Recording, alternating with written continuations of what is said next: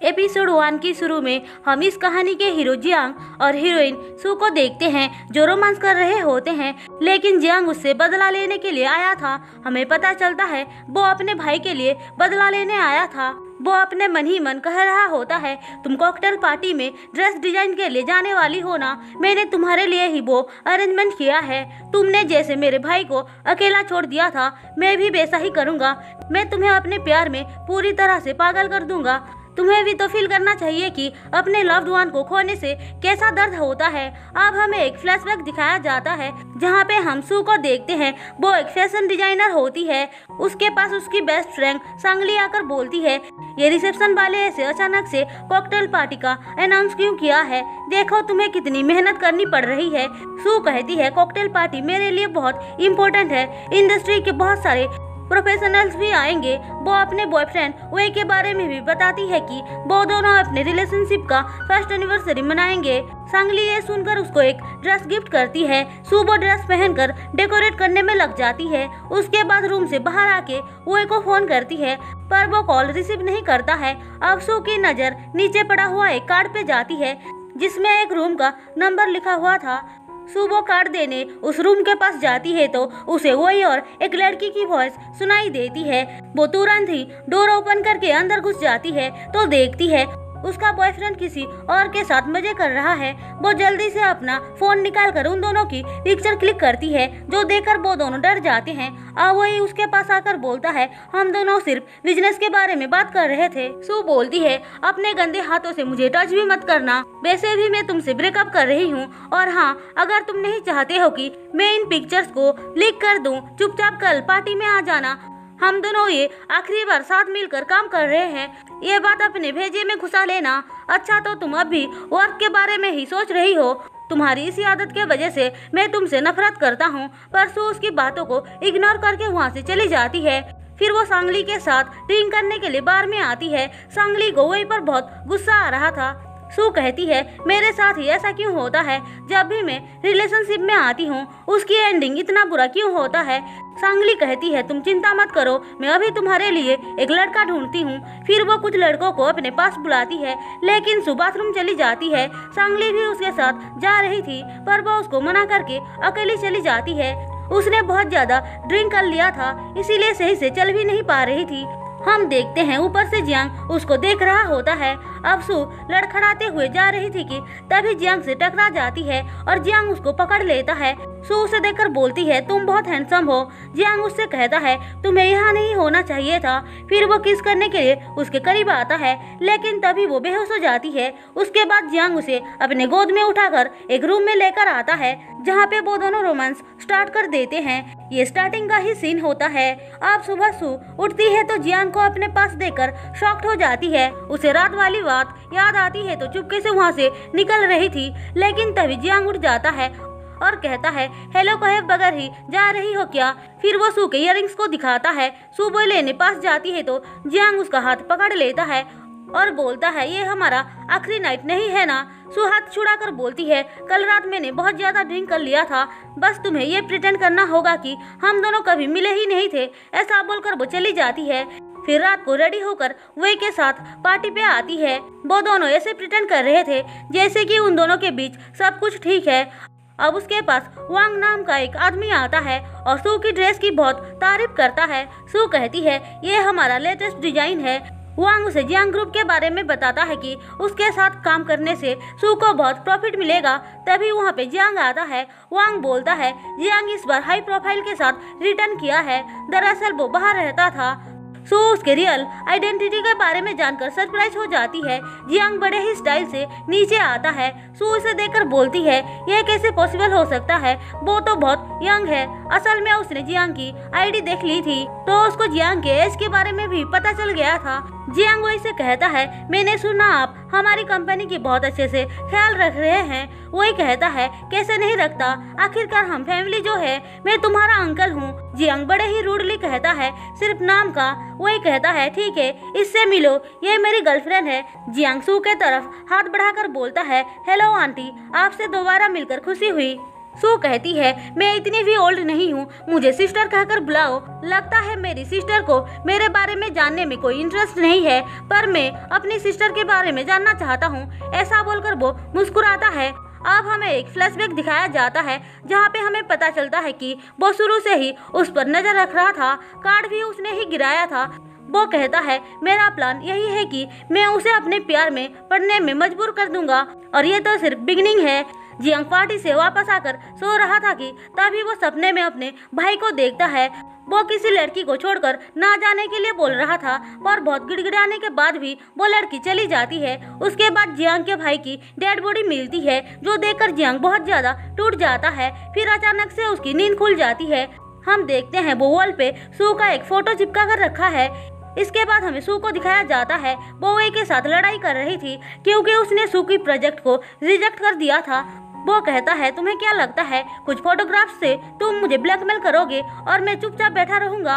अब भी टाइम है, मेरे पास वापस आ जाओ। लेकिन सू उसको गाली देकर वहाँ से चली जाती है। फिर वो वांग के पास आती है हेल्प लेने के लिए, पर वो भी मना कर देता है।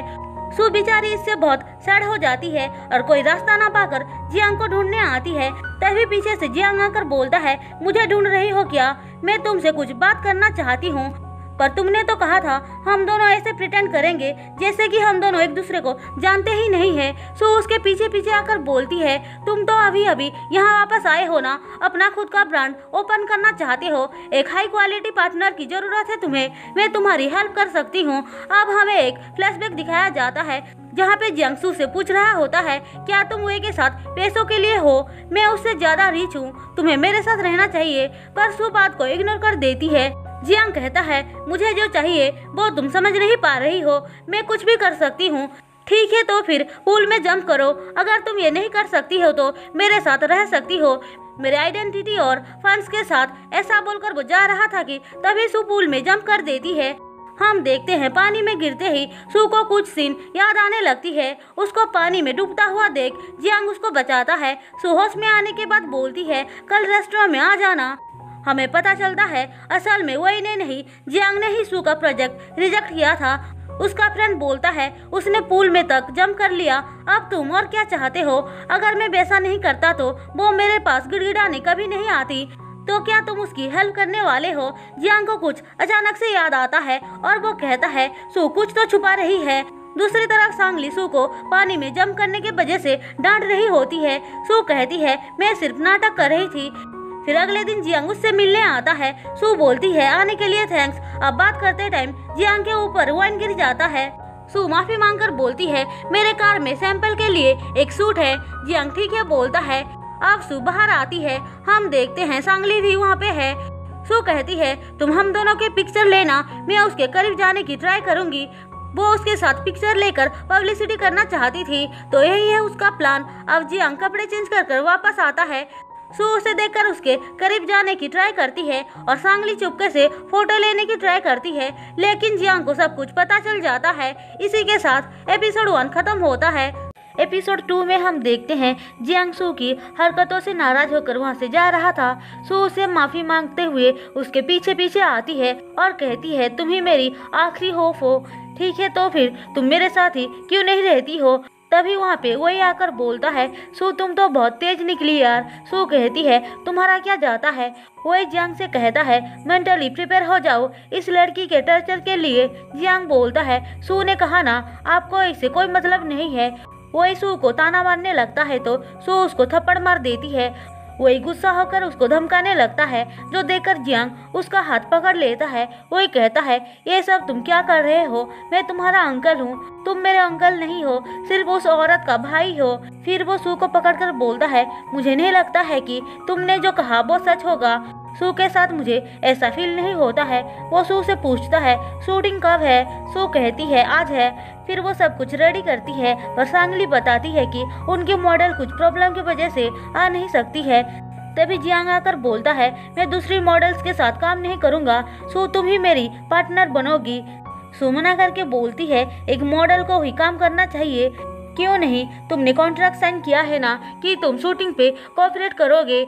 अब ना चाहते हुए भी सू को उसकी बात मानना पड़ता है। फिर उनका शूटिंग स्टार्ट हो जाता है। शूटिंग के बीच में ही जियांग सू को टच वगैरह करता है, जिससे कि वो नर्वस हो जाती है। लेकिन जियांग जब पूछता है क्या तुम नर्वस हो रही हो, तो वो मना करके उसे अपने करीब खींच लेती है। शूटिंग खत्म होने के बाद सांगली कहती है मुझे तो यकीन नहीं हो रहा है कि तुम उसके इतने क्लोज आ गई थी। हमें पता चलता है जियांग ने ही जानबूझकर मॉडल को आने से रोका था।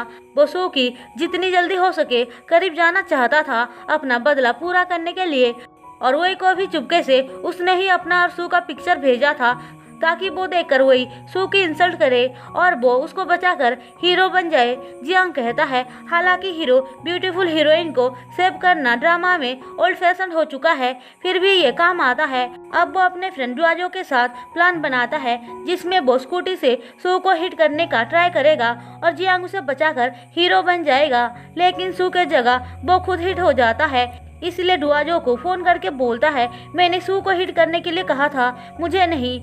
डुआजो बोलता है मैं तो अभी तक वहाँ पे पहुँचा भी नहीं। हम देखते हैं जियांग को बचाने के चक्कर में सू को चोट लग जाती है। वो कहती है मैं ऐसे हालत में काम नहीं कर सकती हूँ, तो क्या तुम चाहती हो कि मैं तुम्हारी हेल्प करूँ? ऑफ कोर्स मेरी ये हालत तुम्हारे वजह से ही हुआ है। जियांग ठीक है बोलता है। अब सू घर आती है तो उसके पास सांगली आती है। वो सू से कहती है मना किया था ना रिस्क लेने के लिए। हमें पता चलता है जियांग को हिट करने वाली स्कूटी सांगली चला रही थी। सू ने ही वो सब प्लान किया था, इसका मतलब वो जियांग से भी 2 कदम आगे है। फिर अगले दिन सांगली कुछ सामान डिलीवर करने के लिए जियांग के घर जाती है अपना वेश बदलकर। तभी वो डुआजो से टकरा जाती है। वो दोनों ही एक दूसरे को देखकर शॉक्ड हो जाते हैं क्योंकि वो दोनों उस दिन क्लब में मिले थे जिस दिन सू का ब्रेकअप हुआ था। डुआजो पहली नजर में ही सांगली को लाइक करने लग गया था। सांगली पूछती है तुम यहाँ पे क्या कर रहे हो? मैं अपने फ्रेंड से मिलने आया हूँ, वो देखो उसका घर। सांगली समझ जाती है कि वो जियांग का फ्रेंड है, इसलिए वहाँ से चली जाती है। दूसरी तरफ सू जियांग को अपना असिस्टेंट बनाकर आगे पीछे घुमा रही थी। सू को उसकी ऐसी हालत देखकर मजा आ रहा था। वो उससे बहुत काम करवाती है। अब काम करते टाइम जियांग सू का सिग्नेचर देखता है और याद करता है उसके पास भी एक पेपर है जिसपे सेम सिग्नेचर है। वो और ज्यादा श्योर हो जाता है कि सू ने उसके भाई को धोखा दिया है। अब काम खत्म करके सू नीचे आती है तो देखती है जियांग अभी तक वहाँ पर है। सू के पूछने से वो कहता है मेरी बॉस अभी तक काम कर रही है तो मैं कैसे जा सकता हूँ। फिर वो सू को घर छोड़ने आता है। सू कहती है तुम बारिश में भीग गए हो, जल्दी से जाकर कपड़े चेंज कर लेना। जियांग बोलता है मैं तो घर आ चुका हूँ, तुम्हारे पास ही तो मेरा घर है। फिर वो उसको घर की चाबी दिखाता है। हम देखते हैं अब सू धीरे धीरे जियांग को लाइक करने लग गई थी। अगले दिन सू कहती है आज वांग की वेडिंग एनिवर्सरी है जहाँ पे बहुत सारे लोग आएंगे। ये मेरे लिए एक अच्छा चांस है अपने डिजाइन को प्रमोट करने के लिए। लेकिन मिसेस वांग को सिंगल एम्प्लॉय से प्रॉब्लम है, क्या तुम मेरी हेल्प करोगे? जियांग कहता है मैं अपना बेस्ट परफॉर्मेंस दूंगा। फिर सू पार्टी पे आती है जहाँ पे वो वांग की वाइफ के सामने अपने डिजाइन के बारे में बताते हुए बोलती है मेरे न्यू डिजाइन लवर्स के लिए हैं। मिसेस वांग कहती है बहुत अच्छी बात है, तुम्हारे और वाई के प्यार के जैसे ही तुम्हारे न्यू डिजाइन में भी प्यार ही प्यार होगा। सू वो सुनकर कुछ बोलती नहीं है पर वही आकर कहता है शायद आपको पता नहीं है हम दोनों का ब्रेकअप हो चुका है। सू बोलती है माफ कीजिए मैं आपको ये बात बताना चाहती थी। वो कहती है तुम्हारा खुद का रिलेशनशिप तो सही नहीं चल रहा है और लवर्स के लिए कॉस्ट्यूम के बारे में बोल रही हो। सू को वो बात सुनकर बहुत बुरा लगता है, इसीलिए जियांग को बुलाकर उनके पास लाती है और कहती है ये मेरा बॉयफ्रेंड है। जियांग भी बिल्कुल उसके बॉयफ्रेंड के जैसे ही प्रिटेंड कर रहा था। सू कहती है वही मुझ पे चीट कर रहा था इसीलिए मैंने उससे ब्रेकअप कर लिया। अब ये सुनकर वांग की वाइफ को वही पे बहुत गुस्सा आता है। फिर वो सू के साथ अकेले में जाकर बात करती है और पूछती है तुम जियांग से कैसे मिली। सू उसको सब कुछ बता देती है। वो उन दोनों की लव स्टोरी से इम्प्रेस्ड हो जाती है और कहती है मैं तुम्हारे डिजाइन को अप्रूव करूंगी। अब जियांग सू के साथ डांस करने लग जाता है जो देखकर वांग और उसकी वाइफ बहुत खुश हो जाते हैं। उन दोनों को सू और जियांग की जोड़ी बहुत अच्छी लग रही थी। सू और जियांग पार्टी से बाहर आके एक जगह बैठ जाते हैं। सू उसको हेल्प के लिए थैंक्स बोलती है। जियांग कहता है तो फिर तुम मुझे रिवॉर्ड नहीं दोगी क्या? ऐसा बोलकर वो उसे किस करने के लिए उसके करीब आता है। इसी के साथ एपिसोड 2 खत्म होता है। एपिसोड 3 में हम देखते हैं जियांग और सू दोनों ही एक दूसरे को किस करने जा रहे थे कि सू रुक जाती है और वहां से चली जाती है। फिर अगले दिन वो ऑफिस जाने के लिए वेट कर रही होती है, तभी जियांग बाइक लेकर आता है और दोनों एक साथ ऑफिस आते हैं। सांगली जियांग की बॉडी मेजरमेंट पूछती है। जियांग बताने ही जा रहा था कि उसके जवाब सू देती है, जो देकर सांगली हंसती है। सू पूरी तरह से जियांग के प्यार में पड़ चुकी थी। जियांग एक रात उसके पास वाइन लेकर आता है, पर सू उसे अंदर नहीं बुलाती है। लेकिन जियांग जैसे ही वहाँ से वापस जा रहा होता है, वो उसे रोककर अंदर बुलाती है। यार, बुलाना ही था तो ड्रामा क्यों कर रही थी। फिर अगले दिन सू को अकेला देखकर वही उसके पास आता है और कहता है, अपने लिटिल बॉयफ्रेंड को ढूंढ रही हो क्या? वैसे तुम जब मेरे साथ थी तो मुझे टच भी नहीं करने दे रहे थे। अब जियांग का टच तुम्हें अच्छा लग रहा है क्या? सू उसकी बातों को इग्नोर कर देती है तो वो उसे मैनिपुलेट करने का ट्राई करता है और कहता है, मैं एक आदमी हूँ, मेरे भी तो फीलिंग्स है ना। तुम टच तक नहीं करने देती थी, इसीलिए मैंने वो सब किया। लेकिन सू उसकी बातों में नहीं आती है, जो देखकर वही उसके साथ बदतमीजी करने लगता है। पर तभी वहाँ पे जियांग आता है और सू को बचाता है। वो वही को मारकर सू को अपने साथ लेकर चला जाता है। घर आकर सू उसकी चोट पे दवाई लगाती है। दवाई लगाते टाइम वो जियांग को गौर से देख रही होती है, जो देखकर जियांग कहता है, किस करने का इरादा है क्या? सू हंसकर बोलती है, क्या तुम्हें भूख लगी है? रुको, मैं खाना बनाकर आती हूँ। उसके जाने के बाद जियांग चुपके से अलार्म को एक्टिव कर देता है, जिस वजह से उसके घर में पानी भर जाता है। इसलिए सू उसे अपने घर लेकर आती है और कहती है, तुम अपने पेरेंट्स के घर चले जाओ, मैं नहीं जा सकता हूँ। ठीक है, तो फिर होटल में चले जाओ, मैं वहाँ पे भी नहीं जा सकता हूँ। प्लीज तुम कुछ दिनों तक मुझे यहाँ पे रहने दो। सू इसके लिए मना कर रही थी, पर जियांग बेचारा बनने का नाटक करता है तो वो मान जाती है। जियांग खुश होकर शावर लेने के लिए चला जाता है। वो जब बाहर आता है तो देखता है सू बड़े ही मजे से गाना सुनते हुए ड्राइंग बना रही थी। जियांग उसके पास आकर बोलता है, चिल्ला चिल्ला कर मेरा गला खराब हो गया। तुम ऐसे कपड़े पहनकर क्यों बाहर आए हो?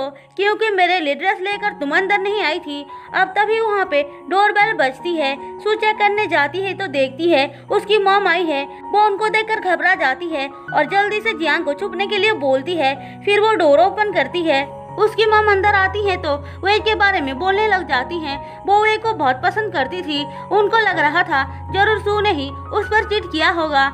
सू उनको बहुत समझाने की ट्राई करती है कि वही ने उनसे झूठ बोला है। बहुत समझाने के बाद भी वो जब नहीं समझती हैं, सू कहती है, ठीक है, अगर आपको अपनी बेटी से ज्यादा उस चीटर वही पर यकीन है तो मैं कुछ नहीं कर सकती हूँ। फिर वो मुंह फुलाकर बैठ जाती है। उसकी मॉम बोलती है, मैंने अपनी लाइफ में बहुत कुछ एक्सपीरियंस किया है, इसीलिए नहीं चाहती हूँ कि तुम किसी गलत इंसान के झांसे में आ जाओ।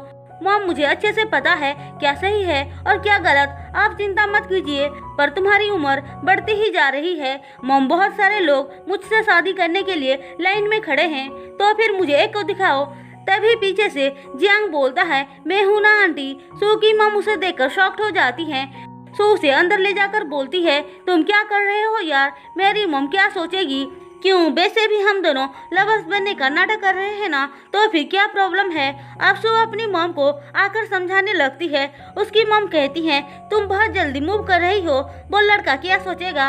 अगर आपको इतनी ही फिक्र होती तो उस दिन आप मुझे अंकल ली से नहीं मिलवाती और ना ही वो सब कुछ होता। उस इंसिडेंट की वजह से ही आज आपकी और मेरी रिलेशनशिप इतनी खराब है। उसकी मॉम कुछ बोलने जा रही थी कि जियांग आकर बोलता है, डिनर रेडी हो गया है। सू की मॉम पूछती है, तुम मेरी बेटी के बारे में कितना जानते हो? ज्यादा कुछ तो नहीं, पर वो ज्यादा ड्रिंक नहीं कर पाती है और जब भी वो ड्रिंक करती है बहुत क्यूट लगती है। वो और भी बहुत कुछ बताता है। सू भी उसकी बातें सुन रही थी। डिनर करने के बाद सू की मॉम सोने चली जाती हैं। सू के घर में सिर्फ 2 ही बेडरूम होता है, इसीलिए सू और जियांग को एक ही बेडरूम में सोना पड़ता है। सोते टाइम वो दोनों बहुत सारी बातें करते हैं। फिर सुबह जियांग उठकर सू के लिए ब्रेकफास्ट बनाता है और सू को किस करता है, लेकिन तभी अचानक से सू की नींद खुल जाती है और हमें पता चलता है कि वो सिर्फ सपना देख रही थी। जियांग कहता है, जल्दी से उठकर नाश्ता करने चलो। अब सू नाश्ता करने आती है तो कहती है, मुझे लगा नहीं था तुम ये सब कर पाओगे। तुम्हें क्या लगा मैं एक स्पॉइल्ड चाइल्ड हूँ? मैंने तो ऐसा नहीं कहा। हम देखते हैं जियांग डेली उठकर सू के लिए ब्रेकफास्ट बनाता है और उसके साथ ही ऑफिस जाता है, लेकिन वो ये सब जानबूझकर कर रहा था ताकि सू को उसकी आदत लग जाए। सब कुछ सही चल रहा था कि एक दिन सू मोटरसाइकिल क्लोथ्स खरीदने के लिए एक दुकान में आती है और दुकानदार को जियांग की फोटो दिखाती है। वो आदमी कहता है, तुम जियांग की फ्रेंड हो क्या, जिसने उस दिन बार में बहुत ज्यादा ड्रिंक कर लिया था। सू पूछती है, तुम उसे जानते हो क्या? हाँ, उस रात वो मेरा क्लोथ्स लेकर गया था, वो तुम्हारे लिए कुछ प्लान्स बना रहा था। सू को तो ये बात सुनकर यकीन नहीं होती है। अब सू घर आती है तो सुनती है जियांग किसी को उसके बारे में बता रहा है, इसलिए वो गुस्सा होकर वहाँ से चली जाती है। जियांग भी उसको मनाने के लिए पीछे पीछे आता है और बोलता है, तुम गलत समझ रही हो। हाँ, ये सच है कि मैंने बेट लगाया था पर मैं हार गया। मैंने कहा था कि मैं तुम्हारे प्यार में कभी नहीं पड़ूंगा, पर मैं तुमसे प्यार करने लग गया हूँ। अब ये बात सुनकर सू आइस की तरह पिघल जाती है और वो दोनों किस करते हैं। उसके बाद ही हाई लेवल पे पहुंच जाते हैं, पर सू को कुछ पुरानी बातें याद आने लगती है, इसीलिए बीच में ही मना कर देती है। वो जियांग से इसके लिए माफी भी मांगती है। जियांग बोलता है, कोई बात नहीं। फिर वो याद करता है सू अपनी मॉम को किसी ले के बारे में बोल रही थी। वही ने भी एक बार कहा था कि सू खुद को टच करने नहीं देती है। इसी के साथ एपिसोड 3 खत्म होता है। एपिसोड 4 में हम देखते हैं सू, सांगली, जियांग और दुआजो मिलकर एक रेस्टोरेंट पे आए थे, जहाँ पे सांगली और दुआजो एक दूसरे को देखकर बोलते हैं, तुम यहाँ कैसे? फिर वो सू की तरफ देखकर बोलती है, तुम दोनों के बीच कुछ चल रहा है क्या? सू ना बोलती है तो जियांग हाँ बोलता है। सू उसके तरफ देखकर मना करती है। जियांग कहता है, मैं ऑप्शन में हूँ, वैसे तुम दोनों के बारे में क्या? सांगली कहती है, कुछ भी तो नहीं। दुआजो पूछता है, तुम सू के साथ काम करती हो ना, तो फिर मैंने लास्ट टाइम तुम्हें कुरियर सूट में क्यों देखा था? सांगली और सू दोनों ही नजरें चुराने लग जाती हैं। थोड़ा बहुत बात करने के बाद सू और सांगली वॉशरूम चली आती हैं, जहाँ पे सांगली उसे जियांग को लेकर चिढ़ाती है, पर सू थोड़ा सा अपसेट हो जाती है, जो देखकर सांगली रीजन पूछती है। सू कहती है, वही ओल्ड प्रॉब्लम है, चिंता मत करो, मुझे नहीं लगता है कि जियांग वही की तरह है, वो अच्छा लड़का है। दूसरी तरफ दुआजो और जियांग की बातों से हमें पता चलता है कि उस दिन जब सू शॉप पे गई थी, दुआजो ने उसे देख लिया था और जियांग को सब कुछ बता दिया। जियांग पहले से ही सब कुछ जानता था। दुआजो कहता है, सू एक अच्छी लड़की लगती है, क्या तुम अभी? जियांग उतने में ही उसे चुप करवा देता है। इसके बाद हमें वे को दिखाया जाता है, वो सू और जियांग की फोटोज को देख रहा था। हमें पता चलता है वो उन पर नजर रखने के लिए एक आदमी को हायर किया है। अब उसके पास एक लड़की आती है और बोलती है, अभी तक अपने एक्स को भूल नहीं पाए क्या? वही पूछता है, ओल्ड मैन के बारे में बताओ। ओल्ड मैन हमेशा जियांग के बारे में ही पूछता रहता है। वही बोलता है, तुम यहाँ पे बैठ जाओ सिस्टर और सिर्फ अपने होने वाले बच्चे के बारे में सोचो। दूसरी तरफ सू ड्रंक जियांग को बहुत मुश्किल से घर लेकर आती है। वो कहती है, रुको मैं तुम्हारे लिए पानी लेकर आती हूँ, पर जियांग उसके हाथ पकड़ लेता है और बोलता है, मत जाओ, मुझे डर लग रहा है। सू उसे शांत करने के लिए किस करती है। फिर सुबह वो उठकर सू से पूछता है, कल रात मैंने कुछ बोला क्या? नहीं, तुम बस काउच पे चुपचाप सो गए थे। ओ ऐसा है क्या? वैसे तुम्हें मुझे हक करना चाहिए था। सू उसकी बातें सुनकर उसे पिलो से मारने लगती है और कहती है, मिस्टर वांग हमारे डिजाइन से बहुत खुश हो गए हैं, इसलिए उन्होंने हमें पार्टी पे बुलाया है। इसके बाद वो दोनों पार्टी पे जाते हैं। उस पार्टी में वो भी आया था।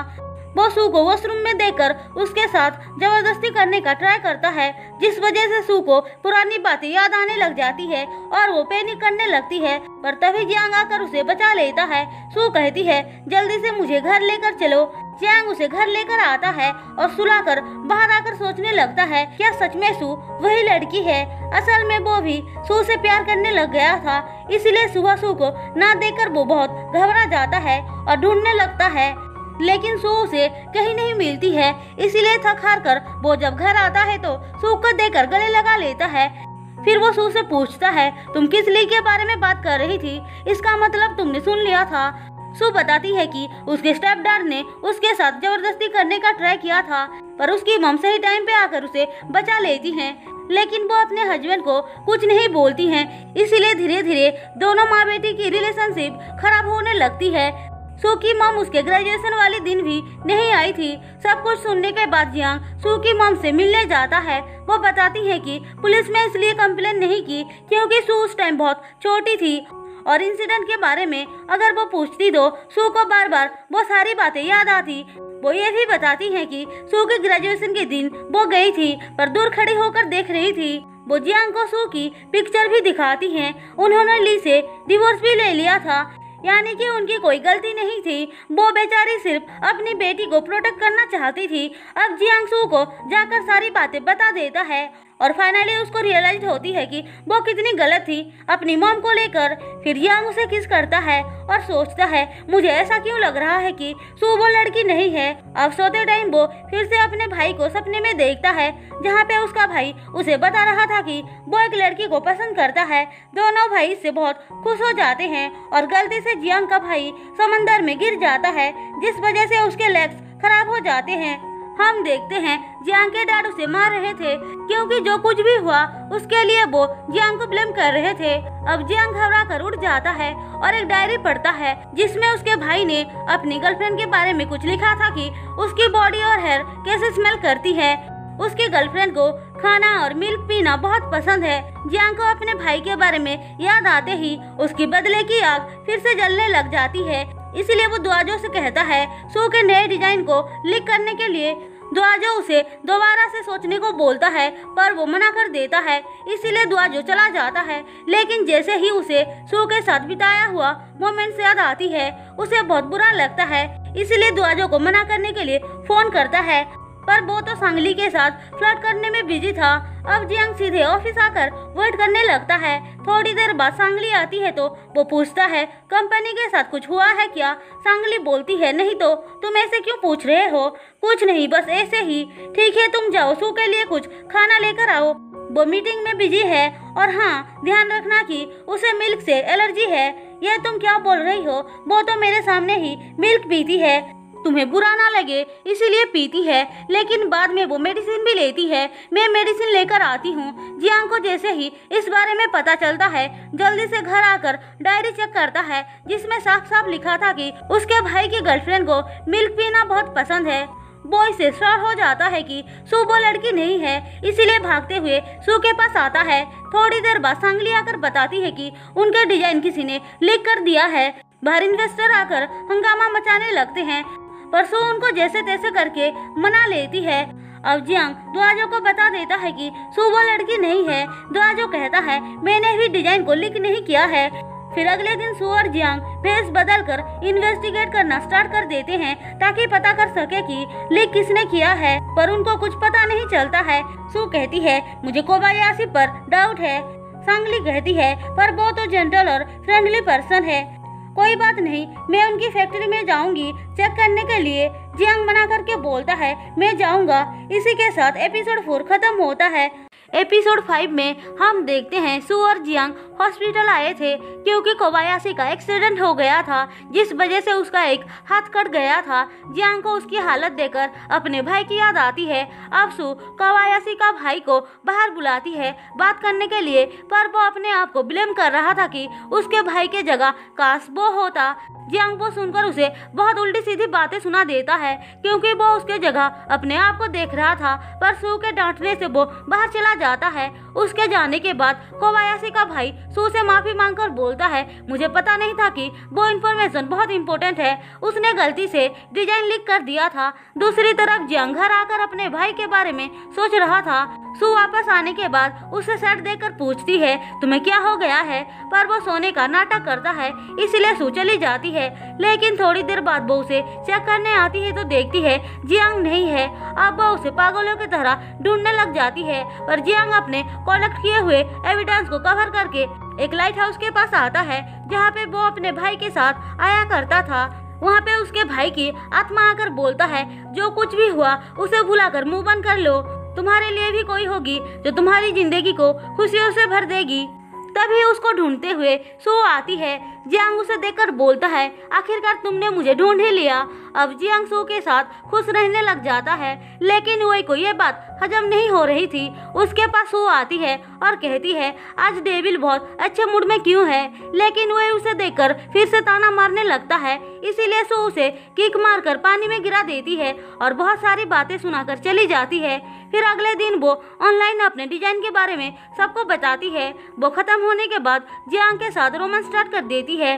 सू की लव लाइफ और वर्क दोनों ही बहुत अच्छी चल रही थी, जिस वजह से वो बहुत खुश थी। सांगली कहती है, यार तुम दोनों की लव स्टोरी कितनी अच्छी है, काश मुझे भी किसी से प्यार हो जाता।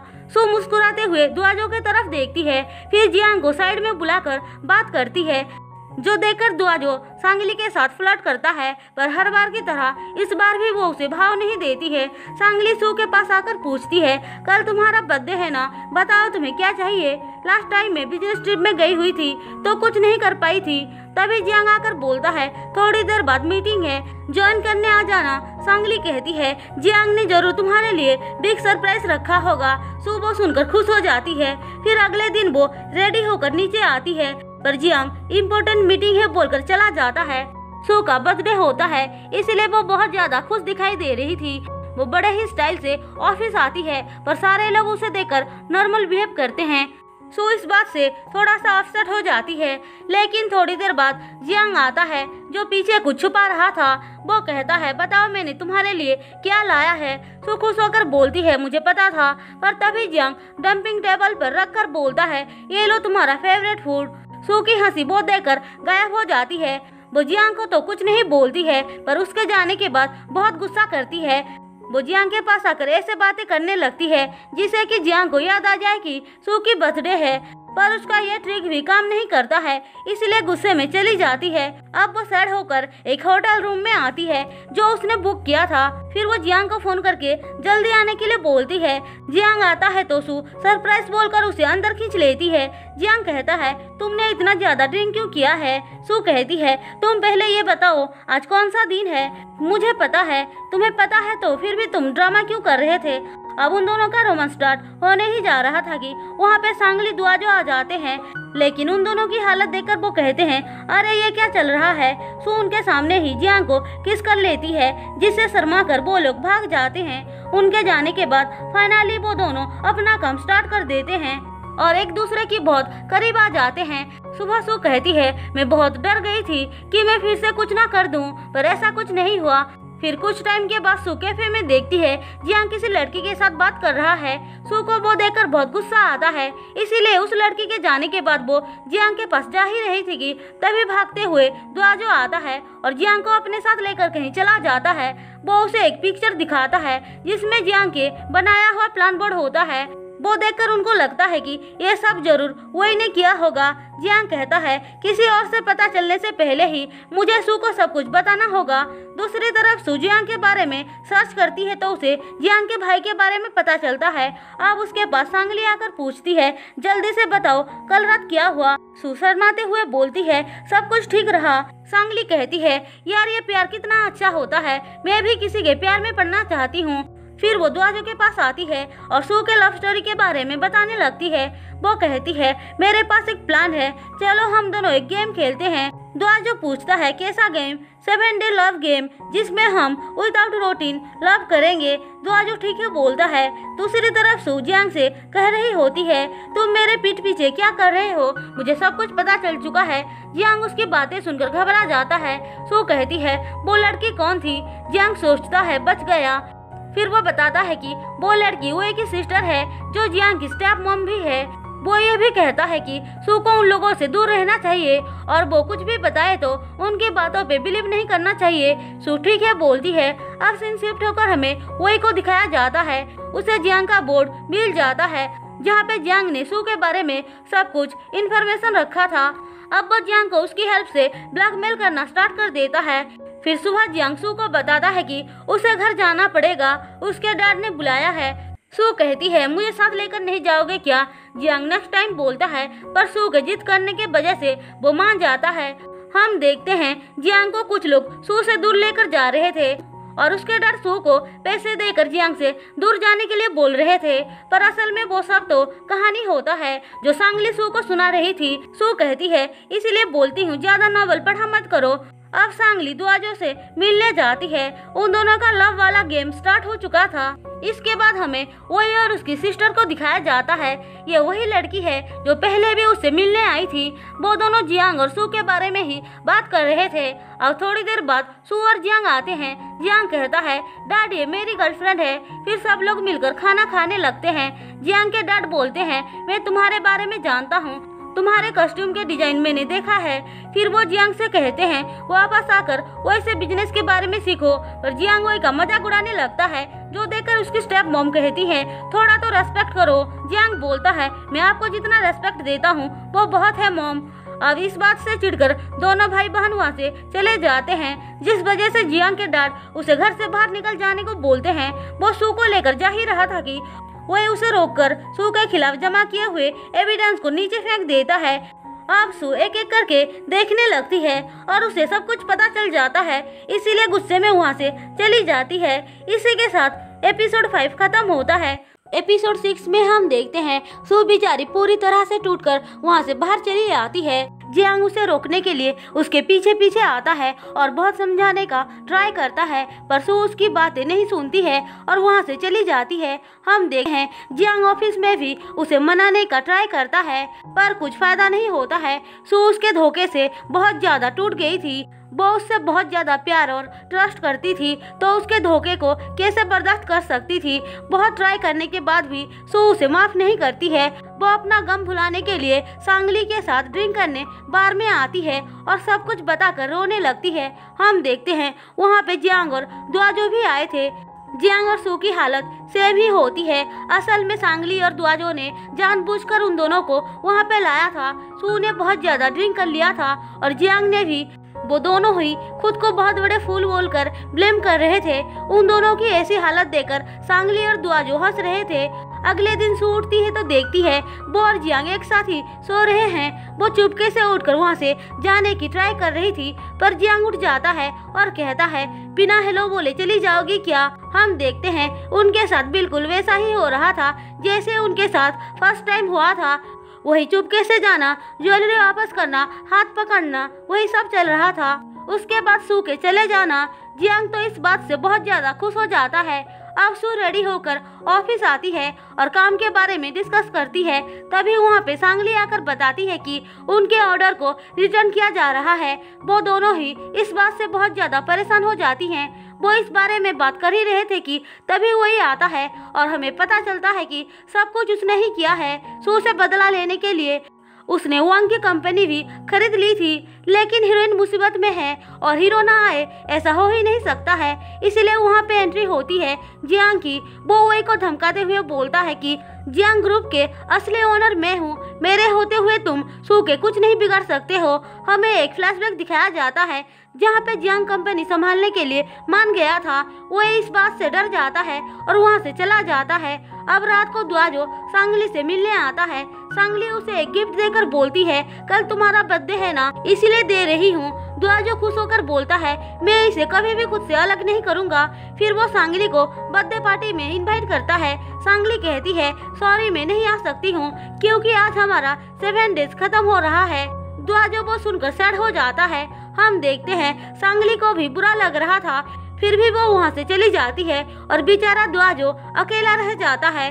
फिर अगले दिन वो सू से मिलने आता है। उसे मनाने के लिए वो उसे बहुत समझाता है और कहता है कि जियांग ने जानबूझकर कुछ भी नहीं किया है, पर सू कुछ नहीं सुनती है। इसीलिए वो उसे वही पेंटिंग दिखाता है जिसपे उसके सिग्नेचर होते हैं। वो देखते ही सू को याद आती है वो एक बार लव ब्रिज पे गई थी जहाँ पे उसने जियांग के भाई को देखा था। उस टाइम जियांग का भाई मरने ही जा रहा था, पर सू उसकी पेंटिंग बनाकर उसे देती है और सिग्नेचर भी करती है, जो देखकर जियांग का भाई थोड़ा सा खुश होता है और मरने का प्लान कैंसिल कर देता है।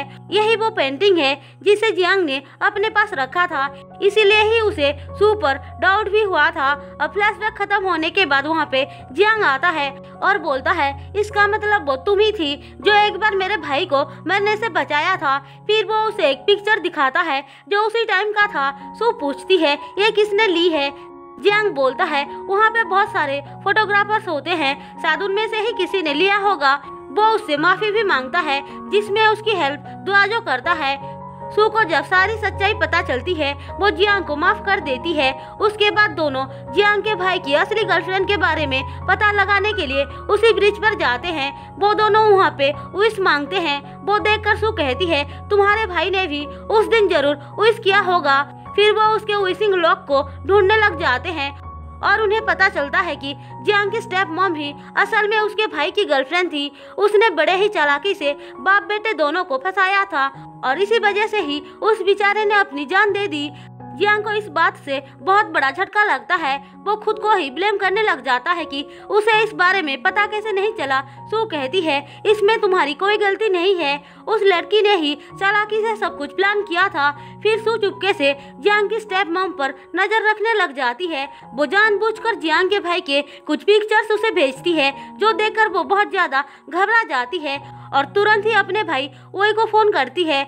अब दोनों भाई बहन मिलकर डॉक्टर के पास जाते हैं चेकअप करवाने के लिए। सू भी चुपके से उन लोगों का वीडियो बना लेती है और जियांग को जाकर दिखाती है। जियांग कहता है मुझे ऐसा लग रहा है कि उसके पेट में जो बच्चा है वो मेरे डैड का नहीं है, किसी और का है।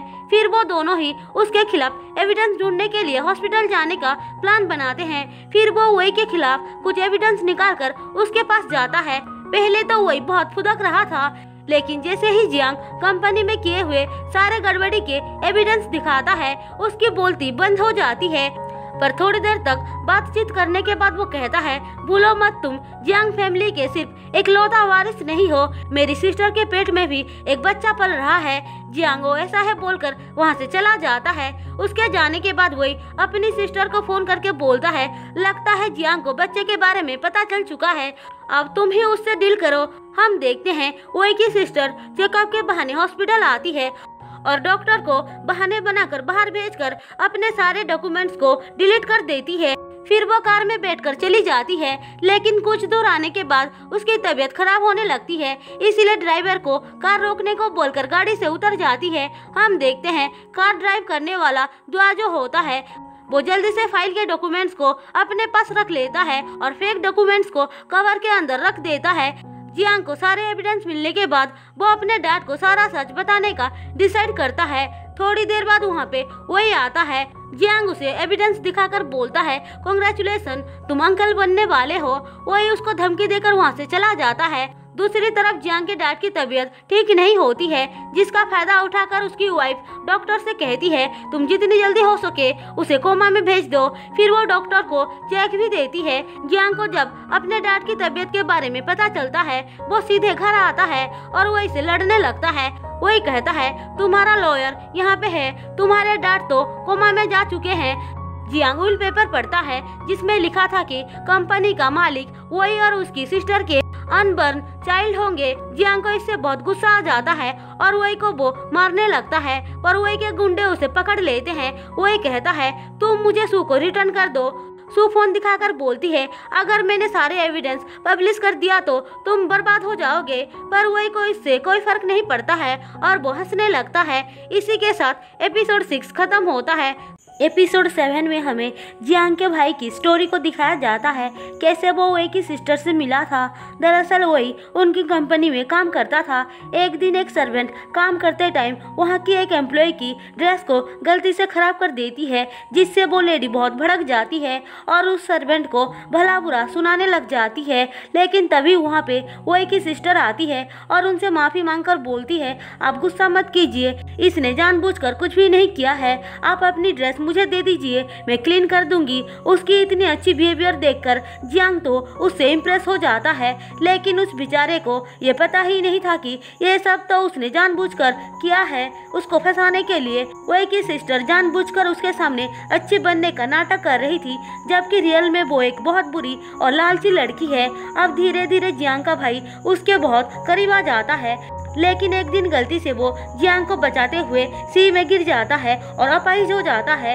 वो जब हॉस्पिटल में होता है उसकी गर्लफ्रेंड उससे मिलने आती है और फिक्र करने का बहुत अच्छा एक्टिंग करती है। वो उसकी कंडीशन का फायदा उठाते हुए बोलती है तुम्हारे यहाँ रहने के वजह से कंपनी में बहुत सारे नुकसान हो रही है। मैं चाहती हूँ तुम मुझे सेक्रेटरी की पोस्ट दिला दो। जियांग का भाई उससे मना करते हुए बोलता है, सेक्रेटरी बनना इतना आसान काम नहीं है, बहुत हार्डवर्क करनी पड़ती है।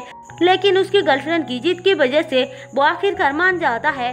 अब वो बाहर आती है तो वही कहता है, जल्दी से बुढ़े को अपने प्यार के जाल में फंसा लो। दरअसल वो जियांग के डैड को फंसाने के लिए ही उसकी कंपनी में काम करना चाहती थी। दोनों भाई बहन को थोड़ा सा भी शर्म नहीं आता है। कैसे लोग हैं ये दोनों। एक दिन जियांग के भाई को वो लव ब्रिज पे लेकर जाती है और झूठ बोलती है कि उसके डैड ने ड्रंक हालत में उसके साथ सोया और अगले दिन ही शादी के अनाउंस कर दी। उस बेचारे को तो ये बात सुनकर बहुत बड़ा झटका लग जाता है। वो कहता है, तुम चिंता मत करो, हम दोनों अब्रॉड चले जाएंगे और वहाँ पे खुशी खुशी रहेंगे। पर वो ड्रामा करते हुए बोलती है, मैं ये नहीं कर सकती हूँ, अब सब कुछ बदल चुका है, कुछ भी पहले की तरह नहीं रहा। मैं तुमसे बहुत प्यार करती हूँ। देखो मैंने बहुत बार मरने का भी ट्राई किया, लेकिन अब कुछ नहीं हो सकता है। मुझे तुम्हारे डैड से ही शादी करनी होगी। प्लीज़ तुम मुझे माफ़ कर दो। जियांग के भाई को कुछ भी समझ में नहीं आता है कि वो क्या करे। वो तो उससे सच्चा प्यार करता था, वो उसके बगैर जी नहीं सकता था, इसीलिए एक दिन उसने अपनी जान दे दी। अब प्रेजेंट सीन में हम देखते हैं सुवई और उसकी बहन से कह रही होती है कि उनको सारा सच पता है। वो लोग ब्रिज पे गए थे, पर उन दोनों को तो कोई फर्क ही नहीं पड़ रहा था। वो दोनों बेशर्मों की तरह जियांग के भाई की मौत का मजाक उड़ाने लगते हैं और ये भी कबूल करते हैं कि उन दोनों ने सब कुछ पहले से ही प्लान किया था। दोनों अपने जीत के लिए बहुत खुश हो रहे थे, लेकिन तभी ऊपर से जियांग के डैड की वॉइस सुनकर वो दोनों शॉक्ड हो जाते हैं। हम देखते हैं जियांग के डैड बिल्कुल ठीक हैं।